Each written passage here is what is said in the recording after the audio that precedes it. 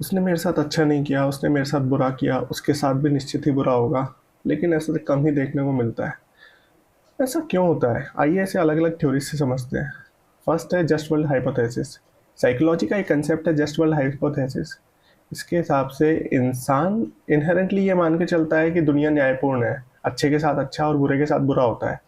लेकिन जब हम देखते हैं कि बुरे व्यक्ति विलासितापूर्ण जीवन जी रहे हैं, तो हम परेशान होने लगते हैं कि वास्तविकता में रियलिटी का मॉरलिटी से कोई खास लेना देना है नहीं। जो भी आउटकम्स आते हैं वे अक्सर चांसेस, पावर, सर्कमस्टांसेस पर निर्भर करते हैं। इसके बाद आती है कर्मा फिलॉसफी। भारतीय दर्शन में कर्मा फिलॉसफी एक बहुत इंपॉर्टेंट रोल प्ले करती है। इसके हिसाब से हर कर्म का कोई ना कोई परिणाम होता है और ज़रूरी नहीं है वह जीवन में तुरंत दिखाई दे। हो सकता है वह लाइफ में बहुत देर बाद आए, किसी अलग परिस्थिति में आए, या फिर कुछ मान्यताओं के हिसाब से अगले जन्म में। जैसा कि भगवत गीता कहती है कि यूनिवर्स आपके हर कर्म का हिसाब रखता है और उसी के हिसाब से आपको परिणाम भुगतने पड़ेंगे। तीसरे नंबर पे आती है स्टोइक फिलॉसफी।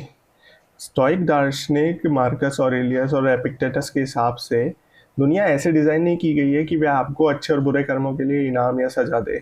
दुनिया कॉज और इफेक्ट के प्राकृतिक नियमों के हिसाब से चलती है, ना कि मॉरलिटी और फेयरनेस के हिसाब से।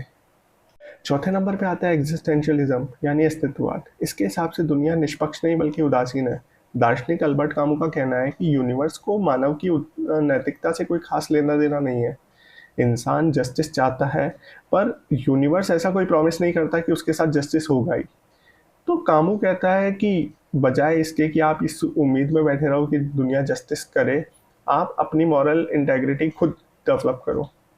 अब बारी आती है सोशल रियलिटी की।